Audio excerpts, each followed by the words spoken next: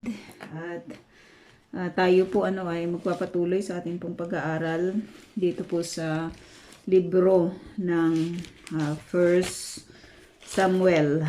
At nandito na tayo sa chapter 9 verses 25. 25 tayo natapos kagabi. Ayan, 25. So tinitignan po natin yung buhay ng isang tao na tunay na ginamit po ng Panginoon sa buhay po nitong si Samuel. At inintroduce po tayo kagabi sa isa pang character na atin pong papag-aralan sa buhay naman po ni Saul or ni Saul. At dito makikita natin just an introduction na ang pinagmulan po ng lahi po nitong si Saul ay mula po dito po sa lipi ni Benjamin. So kung titignan natin, hindi po ito yung pattern ng God regarding doon po sa pagre-raise niya ng king sa Israel. Kasi 'di ba, alam po natin na ang king na itatalaga ng Lord maging nung nagbibigay po itong si Jacob, 'di ba, ng kanyang basbas sa kanya pong mga anak. Nabanggit po doon na ang kingship ay manggagaling sa tribe tribe po ni Judah. So dito makikita po natin na parang 'di ba, may problema na. May problema na agad-agad kasi ang magiging king po na ito na si Saulo o si Saul ay mula po siya sa lipi po nitong si Benjamin. So makikita po natin na yung pagpili po dito po kay Saul, is it God's choice or is it people's choice? So nakita natin 'di ba kagabi na napag-aralan po natin that the people wanted a king. They asked itong si Samuel na bigyan po sila ng hari sapagkat nakita po natin, napag-aralan po natin, 'di ba kagabi, na naiinggit sila, Gusto nila ng isang king na katulad ng king ng mga nations na nakapaligid sa kanila. So nakakatuwa lang na ang Lord minet niya yung desire nila, minet niya yung kagustuhan nila, 'di ba, ng isang hari. At ipinapaliwanag po ng Diyos dito po kay Samuel na kung gusto nila ng hari, ito yung gagawin ng hari sa kanila. Pero makikita po natin, 'di ba mga kapatid, na hindi sila nag-react doon, Basta sabi nila, gusto namin ng hari na maglilid sa amin. Gusto namin ng hari, 'di ba, na katulad ng ibang mga nations na kapaligid sa amin na meron silang hari. So regardless doon po sa mga binanggit ng Lord through his prophet na si Samuel, okay lang sa kanila na ganito yung gawin sa kanila ng hari basta may hari sila. So makikita po natin na ipinagkaloob sa kanila, 'di ba, yung kagustuhan nila.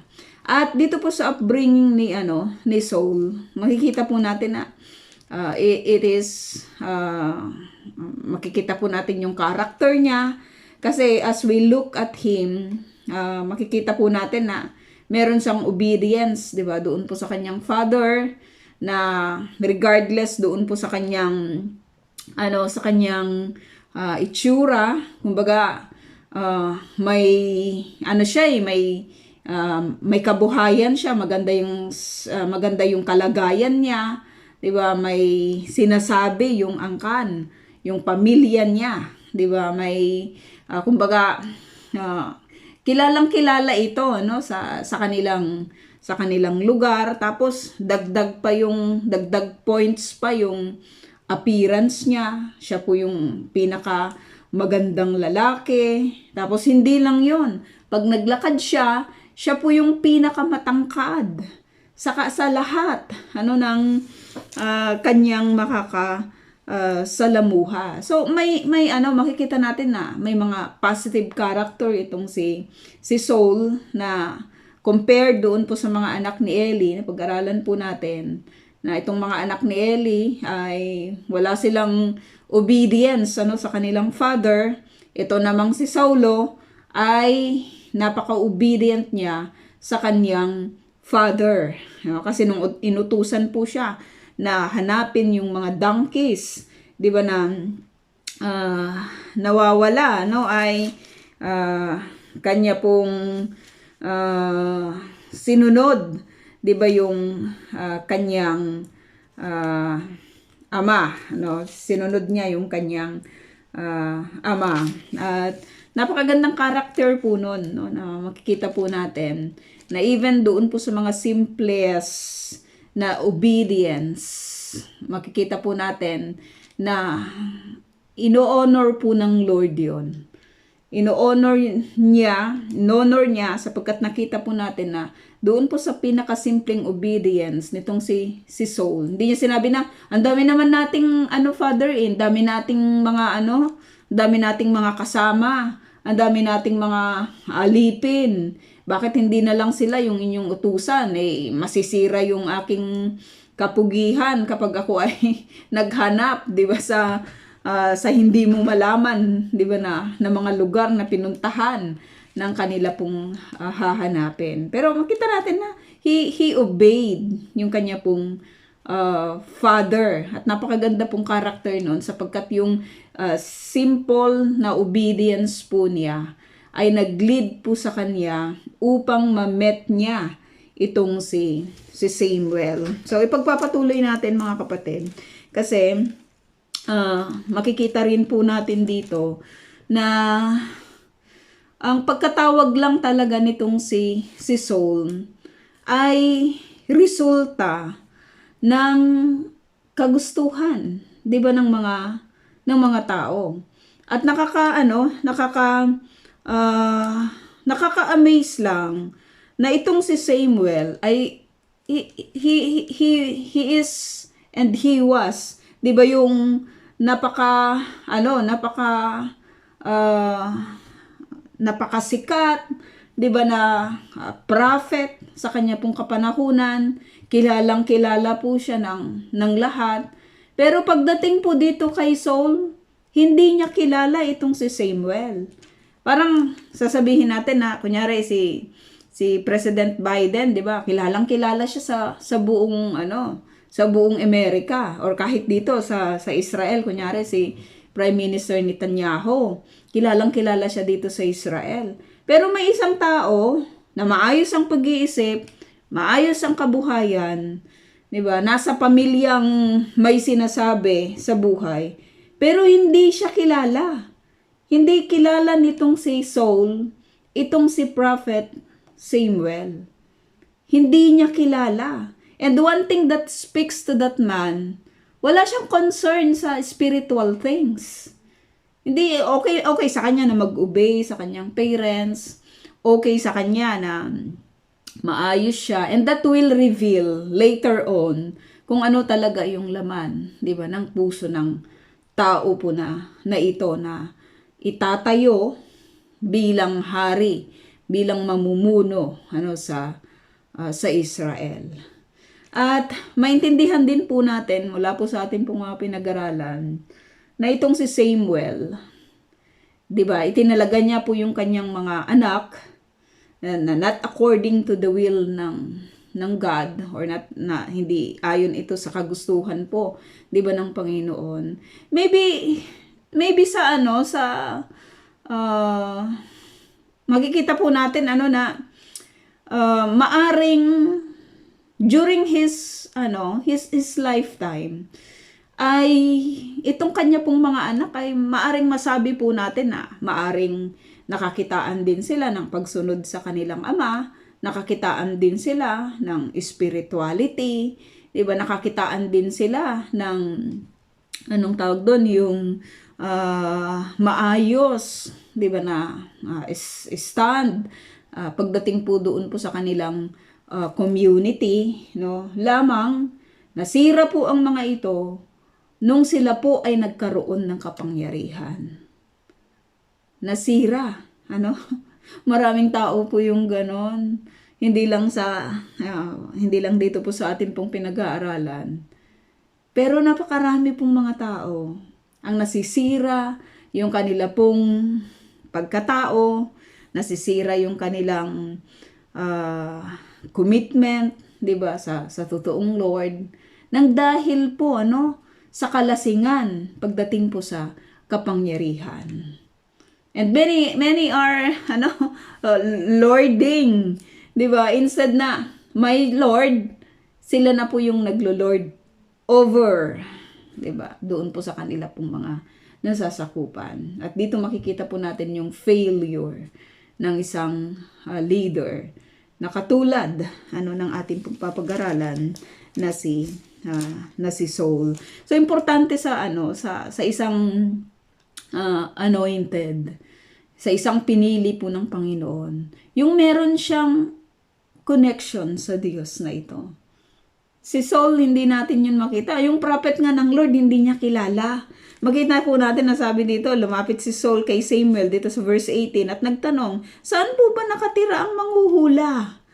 Diba? Sumagot si Samuel, ako ang manghuhula. Ako ang manghuhula, something na sa English kasi, ay sa Tagalog, ganito po yung kanyang translation. Pero something that is speaking, diba, in behalf ng God or ng Lord. Hindi niya kilala.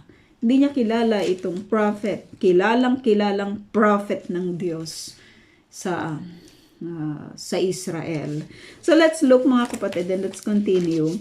Dito po sa verse 26, sabi dito, kinabukasan ng madaling araw, nilapitan siya ni Samuel at ginising. Bangon na at nang makalakad na kayo. Bumangon nga si Saul at silang dalawa ni Samuel ay lumabas sa lansangan. So makikita po natin mga kapatid na ipinagpauna na po ito ng Lord dito po kay Samuel. Yung tao po na ito na kanya pong kaharap. At makita natin na talagang naglaan ng panahon itong si Samuel upang kausapin itong si Saul. Maaring hindi man na-detalya siguro yung mga naganap or sa kanila pong mga pinag-usapan. Pero one thing na maaring makita po natin ay maaring isinabi lahat dito po kay Saul kung ano yung kanya pong gagawin. Maybe they quoted kung yung mga nauna, especially sa Deuteronomy, kung ano ba yung gagawin, 'di ba, ng isang hari. One thing na makikita pa ulit natin sa character po nitong si Samuel, hindi siya galit, 'di ba? Dito po kay Saul. Kasi sino po yung nag-i-stand na judge sa Israel sa kapanahunan po na yon? It's Samuel. Sino po yung tinitignan? Sino po yung kinikilala? Sino po yung tinatanong sa kapanahunan po na yon? It's Samuel. Kumbaga, siya po yung parang pinaka-leader na po ng Israel. At ngayon, magkakaroon ng panibagong leader ulit sa katauhan po nitong si Saulo. So, hindi siya na-insecure. Hindi siya na-insecure. Bakit? Okay pa naman ako. Kahit matanda na ako. Bakit na ako pinapalitan? Maraming mga ganyan na insecure po sila. Diba? Sa kanilang mga kasama. Insecure po sila sa inire-raise or sa i-raise ng Lord. Diba? Para po sa kanyang gawain. Pero makita natin, kinausap ng mabuti nitong si Samuel, si Saul. si Saulo or si Saul, no? Kinausap niya, magdamag. 'Di ba yung kanila pong pinatulog niya doon, kasama niyang kumain, ipinaghanda po siya.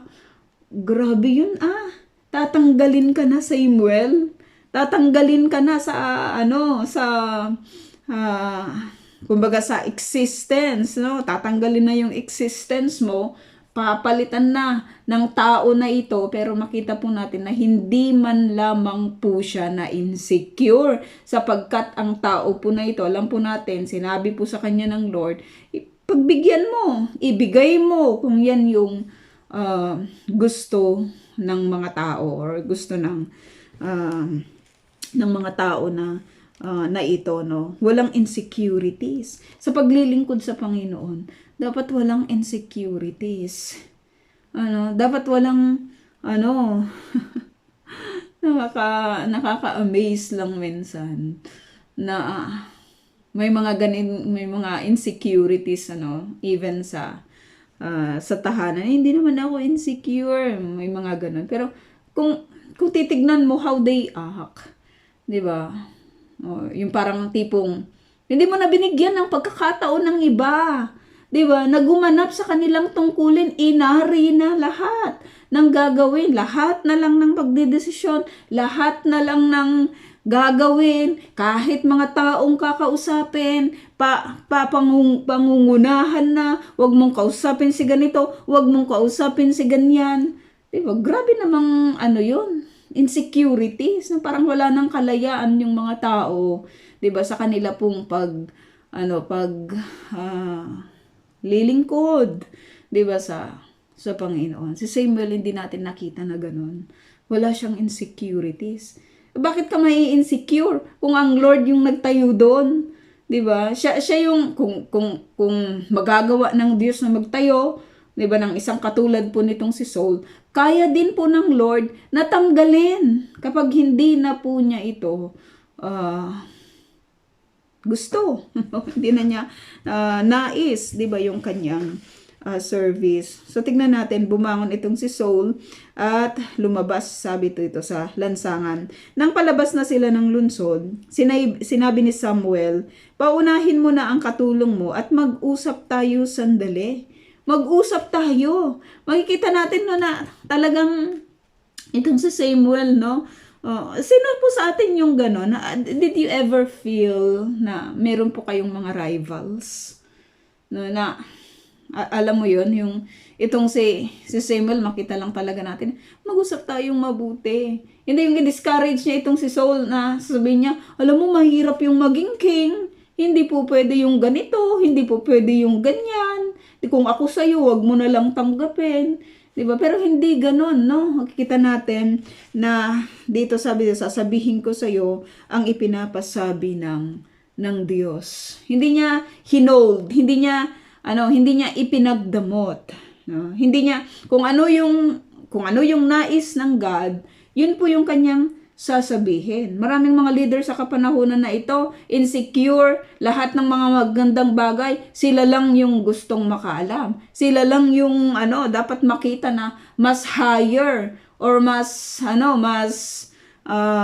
mangingibabaw, 'di ba, sa lahat, no? Hindi po ganon. Sa ministry dapat walang ganon. Sa ministry dapat nagtutulungan, 'di ba? Kasi we are working together, no? Sa family ng Lord. Kasi sa isang tahanan na lang, mga kapatid, kung ang isa doon, kunyari yung tatay, masyado siyang authoritative, tapos lahat na lang ay hindi tama, siya lang lahat yung gumagawa, mapapagod yun eh.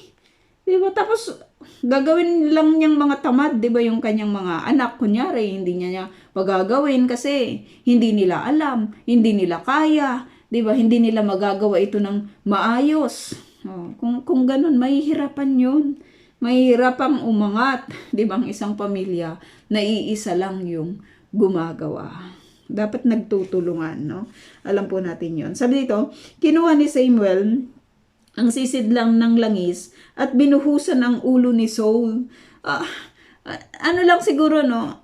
Ay, hindi ko lang masyadong maintindihan or hindi ko lang alam kung ano siguro yung nararamdaman nitong si Samuel. Na parang the people rejected him eh. The people rejected him. Sabi nila, ayaw na namin sa'yo, Samuel. Gusto namin ng isang hari. Hindi ba ako sapat? Maring sabihin ni Samuel, hindi pa ba sapat yung paglilingkod ko sa'yo? Ayaw na namin sa'yo. Masyado ka nang matanda. 'Di ba para sa amin? Kaya ko pa naman Kaya ko, ayaw na nga namin sa iyo. The people rejected him as their prophet or someone na magre-relay sa kanila sa kagustuhan ng Lord o magro-rule sa Israel sa pamamagitan niya. They wanted a king. At ito ibinigay nga sa kanila ng God, pero how he treats them, how he treats him, itong si Samuel, how he treats itong si Saul ay talagang napaka ganda lang pakinggan, napakaganda lang tignan, Sabi dito, binuhusan niya ng langis itong ulo po ni Saul as a part, 'di ba, or a process sa pag-anoint, 'di ba, sa kanya. Pagkatapos hinagkan niya ito. Alam mo, hindi na ito kasama sa process ng anointing 'Di ba? Yung buhusan mo lang ng langis, okay na 'yon. Pero itong si Samuel, makita po natin, it's a personal it's a personal action na kailangan niya pang hagkan yung tao na ito. Hindi niya kilala yung tao na ito personally, 'di ba? Noon lang niya nakita nung dumating na doon po sa kanyang kinaroroonan at sinabi ng Lord na ito yung magiging hari. Makikita po natin, kumbaga, ito yung kanyang ito yung papalit sa kanya as a leader, 'di ba, sa Israel. Pero ibinigay niya lahat ng ng magandang comfort, 'di ba, dito po kay Saul, at hinagkan pa niya. Parang napakahirap naman na kung may rival ka, kung may mga rivalry, 'di ba, na nangyayari. Tapos ganito yung ipapakita mo. Makikita lang natin na talagang yung pure na na puso, nitong si Samuel. Kaya nga makikita po natin as we go on sa ating pag-aaral, sabi ng Lord, kahit kunin mo pa si Moses na manalangin o kaya si Samuel na manalangin, hindi ko papakinggan. 'Di ba yung panalangin? Grabe lang yung tao po na ito, yung prophet na ito na talagang ginamit po ng Panginoon. Kita natin na clear lang talaga yung puso niya against doon sa jealousy, 'di ba, against doon sa feeling of rivalry, Napakaganda po ng kanyang puso kasi sa Lord siya naglilingkod, 'di ba? Sa Panginoon po siya naglilingkod. Sino man na itayo po ng Panginoon ay kanya pong tatanggapin at kanya pong mamahalin. So let's look, sabi dito, binuhusan kita ng langis ni Yahweh upang maging hari ng Israel. Pamumunuan mo ang kanyang bayan. Take note doon po sa word na yon. Pamumunuan mo ang kanyang bayan. Hindi mo bayan ito, Saul. Hindi mo bayan yung pangungunahan mo. Bayan ito ni Yahweh. Bayan ito ni Yahweh. So it's a responsibility. It's an opportunity lang talaga to be in the leadership. Na katulad po nito, na sabi ng Lord sa kanya, sa pamamagitan po ni Samuel, ikaw yung magiging leader ng kanyang bayan. Sino yung may bayan? Si Yahweh. Kanino yung mga tao? Kay Yahweh. Kaya kahit sa leadership, as we look at it, kahit naman po tayo mga kapatid, kapag ni-raise tayo ng Lord into leadership, lagi nating aalalahanin na yung mga tao po na yun ay hindi atin. Hindi katulad ng mga laging binabanggit na membro ko yan. 'Di ba? O kaya sasabihin nila, tao ko yan. O kaya sasabihin nila na sa election, 'di ba? Kagawad ko yan. tanod ko yan. Ama, inari na yung mga tao. No? Inari, parang pagmamay-ari na nila yung mga tao. No? Sinong nagsabi nun? No? Sinong nagsabi na membro mo yon? Ikaw ba yung may-ari ng church? Sila ba yung may-ari, 'di ba, ng iglesia? Sila ba yung may-ari ng bayan? Sila ba yung may-ari ng baryo? Sila ba yung may-ari ng Pilipinas? O sila ba yung may-ari ng Israel o kaya ng mundo? Hindi. Pag-aari lahat ni Yahweh. Pag-aari lahat ng Lord. Kanyang bayan. Hindi mo bayan Saul, pero makikita natin as we go on na sa paglilingkod po nitong si Saul as king, ay makikita po natin na inari na niya. 'Di ba? Yung mga tao, no? Sabi dito, pamumunuan mo ang kanyang bayan at ililigtas laban sa lahat niyang kaaway. Ito ang magiging palatandaan na ikaw ang hinirang ni Yahweh upang mamahala sa kanyang bayan. So kung, just imagine na lang, no, na itong si Saul, wala naman siyang kaalam-alam na ganito yung mangyayari sa buhay niya. 'Di ba? Sumunod lang naman siya sa kanyang ama na maghanap, 'di ba, ng kanilang nawawalang animal, no? At makikita po natin na pagdating po doon sa lugar na kung saan malapit po itong si Samuel, makikita po natin na wala lang talaga siyang kaalam-alam sa kung ano yung plano ng Lord sa kanya, no? At makikita po natin na natulog siya doon po sa doon sa tinutuluyan po nitong si Samuel. Tapos paggising niya, ano kaya yung nasa isip niya, 'di ba? Parang paggising mo lang, parang panaginip lang yung lahat, 'di ba? Paano kung tayo yung ganon, no, na mangyari? Kunyari, tayo po si Saul. Paggising mo ikaw na yung hari, ikaw na yung reyna. 'Di ba? Parang hindi ko lang alam kung na-process agad-agad ito, 'di ba, ng kanyang isipan. So sabi dito, kung may doubt ka doon sa iyong calling, kung may doubt ka na ikaw yung pinili ni Yahweh, ito yung mangyayari, sabi nitong si Samuel, no? Nakaka-amaze lang talaga ang Lord, kasi 'di ba, kahit yung sa mga simple or mga bigger, 'di ba nga, na mga doubts ng tao, nag-provide siya, nagbibigay siya, 'di ba, ng mga solutions. Verse 2, sabi dito, paghihiwalay natin ngayon, may masasalubong kang dalawang tao sa tabi ng libingan ni Rachel sa Selsa na sakop ng Benjamin. Sasabihin nila sa'yo na nakita na ang mga asnong hinahanap mo. Una na agad itong binanggit sa kanya, di ba, ni Samuel. Pero ito, makikita po natin na ano naman ang kamalay-malay ng ano na to, no? Ano namang kamalay-malay ng dalawang tao na masasalubong nitong si Saul, kung ano yung kanyang hinahanap, kung ano yung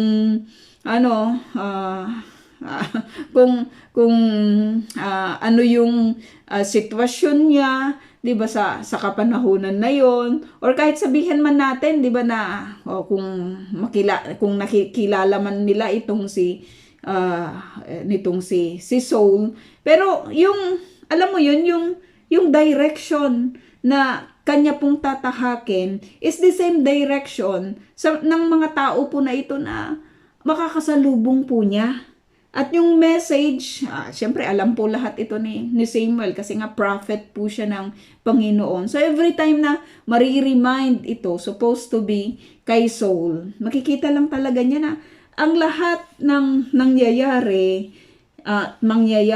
'di ba, sa buhay niya ay itinakda na ng Panginoon. Maganda itong makita natin, mga kapatid, 'di ba, na alam mo yung lahat ng nangyayari sa buhay po natin ay nandyan po yung kamay ng God. Kahit doon sa areas na mahirap, kahit doon sa areas na madali, kahit doon sa areas na hindi natin naiintindihan. Alam natin na control lahat yun ng God. Control lahat yun ng Lord. Naalala natin si David, 'di ba? Nung nagtanong siya, sabi ng kanyang nung sinend siya ng kanyang ama upang puntahan, 'di ba, yung kanya pong mga kapatid, no? Magbigay siya ng tinapay, tapos magbigay siya ng cheese, 'di ba, sa kanya pong mga kapatid. Makikita po natin na yung simple obedience nitong si David, no, na unang-una sa lahat, ni-reject siya ng kanyang tatay kasi nung bumisita po itong si Samuel, makikita po natin na hindi siya tinawag eh. Hindi siya tinawag. Nasa ano siya, nagpapastol siya no ng kanyang ng tupa ng kanyang ama. Supposed to be nandun siya. Pero para sa tatay niya siguro, wag nang istorbohin si David. Bata pa si David, no? Wala pang wala pa nga siyang 20 eh. Kasi 'di ba yung mga pumapasok sa army sa kapanahunan na yun ay dapat nasa age siya ng 20. Eh wala pa siya, batang-bata pa siya. So wag nang isama sa pagpili ng ng king, wag nang isama itong si David at masyado siyang bata, no? So makita natin no na hindi siya isinama, pero siya po yung itinayo, 'di ba, ng Panginoon. Pero on his way doon po sa battlefield, on his way na doon po sa pagpunta niya sa kanyang mga kapatid upang magdala ng tinapay, doon po mababago, 'di ba, yung kanya pong buhay. Kaya nga yung simple na mga obedience, it will lead lang talaga to greater to greater happenings or yung greater things na mangyayari sa buhay ng isang tao. Hindi lang si David yung ganon. Naalala din po natin si Joseph.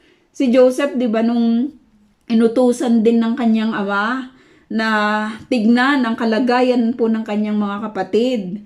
Nung nakita po natin yung instruction na ibinigay sa kanya ng taong pinagtanungan niya kung nasaan po yung kanyang mga kapatid, dun po magsisimula yung kalbaryo ng buhay niya. 'Di ba? Makita po natin na nagbigay po ng tamang instruction yung tao na yon, kung sino man siya, 'di ba, na hindi pinangalanan. Sabi niya, nandoon yung mga kapatid, 'di ba? Dito doon sila pumunta, no? At tinahak ni David yung lugar na kung saan itinuro sa kanya, yung right direction na itinuro po sa kanya. Pero doon nagsimula, 'di ba, yung kalbaryo ng buhay niya. Itinapon siya sa balon, ibinenta siya ng kanyang mga kapatid, pinagbintangan siya na rapist, 'di ba? Namasukan siya doon po kina Potiphar, naging bilanggo po siya, nag-serve po siya sa bilangguan. Pero later on makikita po natin kung paano po siya ni-raise ng God bilang pangalawang kinikilalang pinuno sa bayan ng Ehipto. So grabe yung details nun, mga kapatid. So kaya nga sabi ko, as I look now, yung pinag-aaralan po natin, just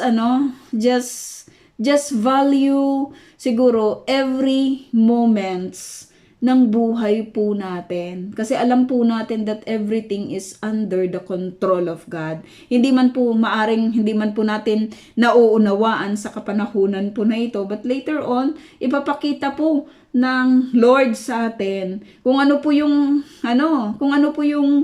nais niya, 'di ba? Kung ano po talaga yung nais niya, 'di ba, na mangyari sa buhay po natin. So sabi dito, sasabihin sa iyo na yung mga asnong, nakita na yung mga asnong hinahanap mo. This is every time na maalala po ito ni Saul.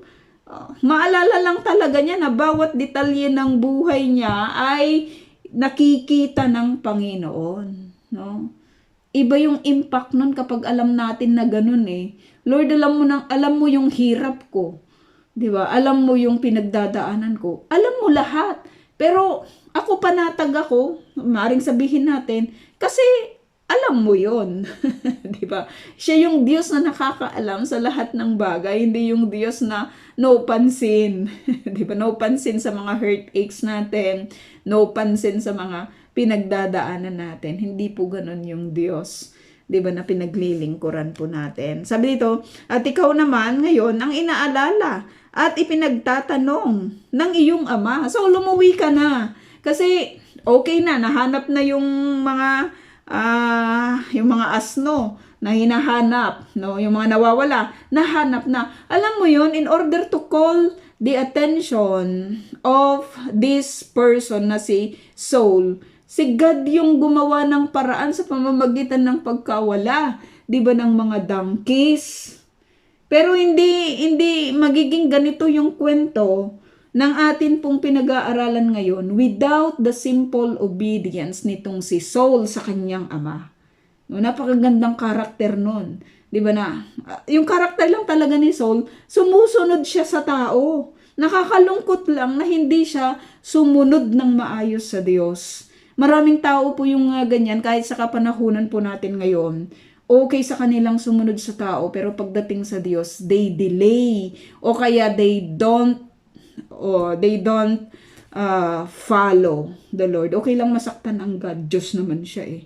'Di ba? Okay lang na hindi ako maglingkod basta makita ng mga tao na okay ako, 'di ba, sa paglilingkod. 'Yun po yung nakakalungkot, no? Dito po sa part ng buhay nitong si Saulo. Takot siya sa mga tao. Kaya nga nung tinanong sa kanya ni Samuel, Saul, bakit hindi mo pinatay yung mga ganito? Kasi ganito mapapakinabangan i-donate ko naman, ibibigay ko naman sila kay Yahweh, no? Kasi yun yung gusto ng mga tauhan ko 'Di ba? Laging ganun, no? Yung makikita po natin na kanya pong mga reasonings, he values kung ano po yung sinasabi ng tao more than doon po sa kanyang pagsunod sa Panginoon. How about us, mga kapatid? Ano naman po yung ating nakikita sa atin pong mga sarili? Binavalue po ba natin yung sinasabi po ng tao? Maganda rin po yun na i-value po natin yung mga binabanggit at sinasabi ng tao, pero dapat mas higher, 'di ba, yung pag-value po natin sa kagustuhan, 'di ba, ng Panginoon. Sabi dito, sa dako pa roon, may masasalubong kang 3 lalaki na may malalaking puno sa may malalaking puno sa Tabor. Hindi lang yun, Saul. Kung hindi ka pa rin makapaniwala na ikaw talaga yung piniling hari ni Yahweh, no, hindi ka naniniwala, siguro nagkataon lang na dumaan yung 2 tao na ito, hindi pa dun magtatapos. No, may masasalubong ka pa ulit na 3 lalaki at specific yung lugar na kung saan dun po siya masasalubong, no? Sabi dito sa dako pa ron, may sasalubong kang 3 lalaki sa may malalaking puno ng Tabor.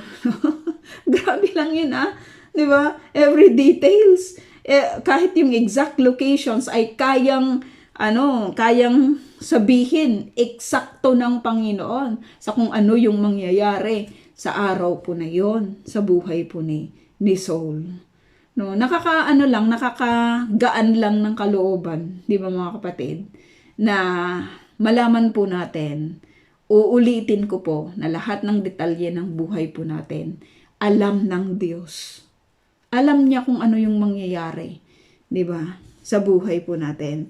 Papunta sila sa Bethel, sa altar ng Diyos. Ang isa ay may dalang 3 tupang maliit. Ang isa'y 3 malalaking tinapay at ang isa'y sisidlang balat na puno ng alak. No? Mahirap na ito kung yung mga sinasabing mga manghuhula sa kapanahunan po na ito. Hindi na nila kayang hulaan to. Ang daming visible na sitwasyon, or kung makakapaghula man sila, hindi clear, 'di ba, sa kapanahunan na ito. Hindi clear kung saan yung lugar, anong eksaktong oras, 'di ba? Ilan yung eksaktong bilang, di nila yun kaya. Tanging Lord lang yung pwedeng gumawa, 'di ba, ng mga ganito pong mga, kasi na alam niya 'di ba, hindi lang niya nakikita yung hinaharap, siya yung may akda ng lahat, 'di ba, ng bagay at maging mga pangyayari sa buhay ng tao. Sabi dito, babatiin ka nila At ibibigay sa iyo ang dalawa sa dala nilang tinapay. Grabe yun ah. Alam mo yun, yung may dalang tinapay yung yung sabi dito, ang isa ay 3 malalaking tinapay, 3 yung dala, tapos ibibigay sa iyo yung dalawa. Very clear, di ba, yung yung binabanggit po dito, no? Sabi dito, kapag inalok ka, sabi dito, tanggapin mo. Pagdating mo sa burol ng Diyos, sa may kampo ng mga Filisteo, makakasalubong mo naman ang isang pangkat ng mga propeta na pinangungunahan ng mga manunugtog ng alpa, tamburin, plauta at lira. Sila'y galing sa altar sa burol at nagpapahayag ng propesiya. Madami na ito ha. Kung hindi ka pa naniniwala, Saul, grabe na yon. Grabe ng unbelief yon, no? Kasi talagang dinisplay lahat ng Diyos ang kakailanganin po niyang ebidensya. One thing na makikita po natin dito, itong si Saul, di ba? May takot siya doon sa responsibility na ibibigay po sa kanya. Kaya nga nagtago siya, maalala natin yung kwento, makikita pa natin yan as we go on. Magtatago siya di ba? Parang, ako ba talaga yun? Parang ang hirap namang maging hari. Di ba? Kung tayo siguro yun, paano yun? I-raise ka na lang ng wala siyang masyadong experience pagdating sa ruling. Siya ay sumusunod lang, di ba, sa kanyang ama. Maintindihan natin, lahat naman nagsisimula, di ba, ay may mga ganyan. Pero later on, as we go on, makikita po natin na talagang sobra na, di ba, yung kanyang pride. Mahirap yung isang leader na kakainin ng pride. No, lahat ng mga taong mapagmataas ay ibababa lang talaga sila, di ba, ng Panginoon, no? Sa oras na yon, sabi dito, lulukuban ka ng Espiritu ni Yahweh. Ikaw ay sasama sa kanila at gagawin mo rin ang ginagawa nila. Bakit kailangan lulukuban ka ng Espiritu ng Diyos? Kasi wala siya, kapatid Di ba? Hindi nga niya kilala itong si Samuel Wala siyang love for the things of God. Napakahirap no na itayo yung isang tao na wala siyang pag-ibig sa Panginoon. Kasi hindi yan magtatagal. Makikita po natin na kung ganito po yung tao, yung isang leader na walang pagpapahalaga sa concern po ng Panginoon. Tapos lalamunin pa siya ng kanyang kataasan or yung sinasabing pride, no? Sasaktan lamang niya yung kanyang sarili at sasaktan niya yung mga tao na makakasama po niya. At gagawin po ito ni Saul sa katauhan po nitong si David. Sasaktan niya.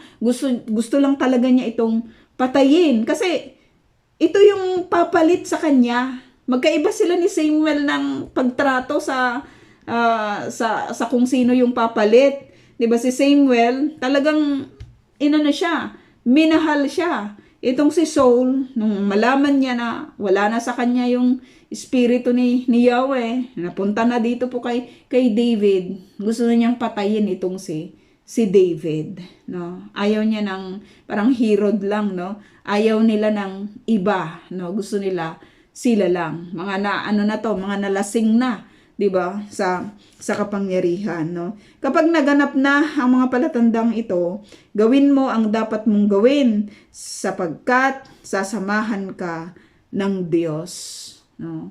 Hindi pa ba enough yung evidences, Saul, no? Nandiyan na. Kaya kung ano yung dapat mong gawin mo. Sabi dito, sapagkat sasamahan ka ng Diyos. Hindi ka mag-iisa, Saul. Huwag kang matakot kasi may kasama ka. Sino ang kasama ko? Si God. Ang Diyos yung sasama, 'di ba, sa iyo. Pagkatapos noon, sabi dito, mauuna ka sa akin sa Gilgal at pupuntahan kita roon para ipaghain ng handog na susunugin at handog pang kapayapaan. Hihintayin mo ako roon ng 7 araw at sasabihin ko sa iyo ang dapat mong gawin. Napakapalad ni Saul na meron pong isang Samuel na magiging spiritual leader niya. So kung spiritual leader, maayos yung stand sa Panginoon, yung kasakasama ng isang tao, does it make that person to be spiritual too? No? Magiging spiritual ba din yung tao na yon? It's still the decision of the person. Kasi kahit pa na palibutan ka ng mga spiritual na tao, 'di ba? Kung ang desisyon mo ay ayaw mo, 'di ba, na sumunod sa Panginoon. Kung ang desisyon ng isang tao na ayoko lang talaga ng about sa Lord. Hindi yun magiging spiritual. Kasi yung pagiging spiritual, mga kapatid, at yung paglilingkod sa Panginoon, it is a decision. Kasi lahat naman called eh.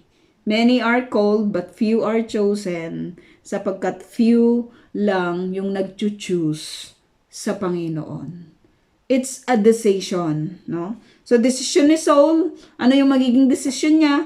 Makikita po natin yan as we go on. Kasi nandyan na si God kasama niya. Tapos itong si Samuel, very spiritual ito na mentor niya. Anong mangyayari sa leadership niya? So kung makikinig siya dito po kay Samuel at sa Panginoon, magiging maayos sana 'di ba yung kanyang leadership, no? Kahit sa sinong leader na itatayo po ng Panginoon, magiging maayos yung kanyang leadership kung makikinig po siya sa Panginoon at makikinig siya sa tao, 'di ba, na i-raise ng Lord sa kanya, no? Yung tao na makakasama po niya.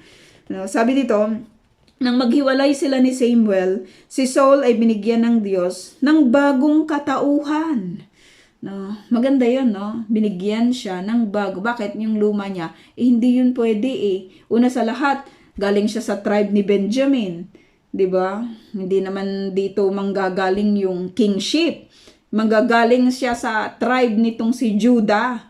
So makikita po natin na if you kahit galing siya sa tribe ni Benjamin, kung magpapasubmit po siya sa Panginoon, gagamitin siya ng Lord. Dito maganda yung beginning nitong si Saul Kasi makita natin, dapat hindi siya qualified Pero siya yung gusto ng tao Siya yung gusto ng tao, siya yung dinidesire. Yung character na katulad po niya ay dinidesire, 'di ba, ng mga tao. So sabi ng Lord, ang Lord lang yung nakakaalam, 'di ba, kung ang pagbibigay po niya dito kay Saul ay pagpapala sa mga tao or a part of their judgment. No, a part of their judgment. Kasi sooner or later makikita po natin na i-raise ng Lord kung sino yung talagang kanyang pinili. Actually, hindi naman si Saul, 'di ba, yung unang hari ng Israel. Merong illegitimate na hari na ni-raise niya yung kanyang sarili, 'di ba, into kingship. Naalala po natin kung sino 'yon. Napag-aralan natin yung nagpangalan ng kanyang anak ng Abimelech. Abi is my father, tapos Melech is a king, 'di ba? Kita po natin 'yon. Sino 'yon? Si Gideon, 'di ba? Hindi man na niya tinanggap yung pagiging yung sinasabi po ng mga tao. Hindi, ito yung unang pagkakataon na humingi sila ng hari, 'di ba? Sa panahon pa ni Gideon, sinabi na nila na ikaw yung maging hari namin, 'di ba? Gusto namin ikaw na maging hari, pero si Gideon sabi niya, hindi ako yung hari ninyo. Ang Lord yung hari nating lahat. Pero the way how he lives his life, he lives like a king. Sino ba naman ang dami niyang asawa, 'di ba? Yung kanyang kabuhay, yung lifestyle niya ay lifestyle ng king. At pinangalanan pa niya yung kanyang anak ng Abimelech. No? 'Di ba? He lives like a king, illegitimate nga lang, no? Hindi siya itinayo, 'di ba, ng Panginoon. Dito naman po kay Saul, as a request of the people, no? Request na naman ng mga tao, 'di ba, yung magkaroon sila ng king, pero merong isang king na itatayo po ng Panginoon, ia-anoint ng Lord, pipiliin ng Panginoon sa katauhan po nitong si David. At mula po dito kay David, manggagaling, 'di ba, yung atin pong Panginoon. Yun po yung pattern ng God, no? Yun yung pattern ng Lord pagdating po sa kingship, no? Sabi dito, pagdating nila sa Gibeah, nakasalubong nga nila ang isang pangkat ng mga propeta. Lumukob kay Saul ang espiritu ni Yahweh at siya'y nagpahayag din tulad ng ginagawa ng mga propeta. Nang makita siya ng mga nakakakilala sa kanya, itinanong ng mga ito, ano bang nangyayari kay Saul na anak ni Kish? Propeta na rin ba si Saul? Parang na-amaze yung mga tao sa nangyayari dito po kay Saul, na doon po sa kanyang pagpapahayag kasi linukuban nga siya ng espiritu po ni Yahweh. Hindi lang talaga po pwedeng hindi makita ng mga tao, 'di ba, yung ginagawa po ng isang tao, lalong-lalo na doon po sa kanyang paglilingkod sa Panginoon. People will notice it. 'Di ba? People will notice anong nangyayari dito kay Saul? Ano nangyayari dito kay sister? 'Di ba? Ano nangyayari dito sa ganito, no? People will notice it. At nakakatuwa na ipinagpauna na ito ng Lord, 'di ba, sa kanya. Isang tagaroon ang sumagot, bakit naman hindi? Baka siya pa nga ang kanilang pinuno. 'Di ba? At dahil dito, nagsimula ang kasabihang, propeta na rin ba si Saul? Propeta na rin ba si Saul? Ito namang mga tao, 'di ba? Parang na-amaze naman sila. Kasi kung siguro they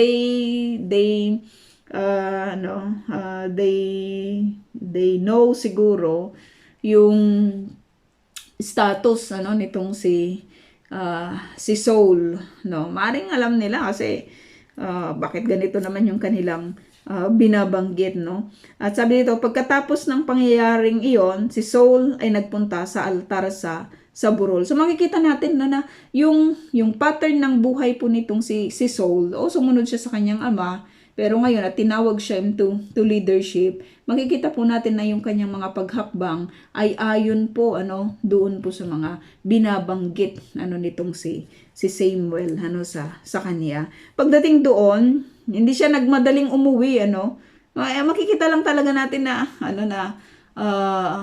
ganun ba? Ako na ba yung magiging hari? O sige, susundin ko itong si Saul, tapos uuwi ako, sasabihin ko sa aking ama, 'di ba? Maganda lang din yung nakikita po natin na kanyang pag-uobey dito po kay Samuel. Pagdating doon si Saul at ang Pagdating doon si Saul at ang kasama niyang lingkod ay tinanong ng kanyang tiyo, saan ba kayo nagpunta? Bigla-bigla na lang may tiyo dito. Sabi dito, sumagot siya, hinanap po namin ang mga asno nang hindi ko makita, nagtuloy kami kay Samuel. Sabi dito, sinabi ng kanyang tiyo, ano ang sinabi sa'yo ni Samuel? Kilala ng tiyo niya itong si Samuel, no? Kilala ng uncle niya itong si Samuel. Siya lang talaga yung hindi nakakilala, nakaka-amaze lang na hindi niya kilala si Samuel. Hindi niya kailangan pang sabihin ito ng kanyang servant na merong propeta ng Diyos dito sa lugar na ito, no? Parang yung kay Naaman na servant, kung makakapunta lang yung master doon ay mapapagaling siya. Mas mapalad pa yung servant, 'di ba, na nakakakilala sa prophet ng God kaysa dito po kay Saul, no? Pero kilala ng tiyo niya, itong si Samuel. Kaya sabi niya, sabihin mo sa akin kung anong sinabi ni Samuel. Sumagot si Saul, sinabi niyang nakita na raw ang mga asnong hinahanap namin. Ngunit hindi niya binanggit ang tungkol sa pagkahirang sa kanya bilang hari ng Israel. Bakit naman hindi niya binanggit? Parang, makikita po natin na maaring kung sinabi niya, alam mo ba na yung kausap mo ngayon ay hari na ng Israel, uncle? Di ba? Maganda lang talaga yung beginning nitong si Saul, makikita natin yung kanyang humbleness, makikita natin yung kanyang obedience. Masisira lang talaga siya kapag nasa posisyon na siya dahil doon sa kanyang pagiging mapagmataas. Yung pride niya, 'di ba? Yung authority niya, malulunod siya sa kapangyarihan. Hindi lang si Saul ang ganyan, marami rin sa kapanahunan po natin na ito, na kapag hindi nila binantayan yung authority, 'di ba, na meron po sa kanila, masisira po sila doon. Hindi sila magtatagal, 'di ba? Kasi ang authority, mga kapatid, hindi naman talaga atin 'yan. Hindi naman sa tao 'yan. It is a privilege lang talaga to serve. Saan? Sa mga tao ng Lord. Hindi naman atin, 'di ba? Sa ano sa nation or sa church, 'di ba? It is really an opportunity. Kaya kapag itinayo po tayo ng Panginoon as leaders, gampanan lang talaga natin yung ating tungkulin, na sa Lord tayo naglilingkod, 'di ba? At hindi sa tao. So sabi dito, dito na po tayo mag-end, verse 17. Hindi po natin siya na tapos, mga kapatid. Ita-type ko na lang po yung ating question, Erev Tov po. Salamat po, Ate Neds at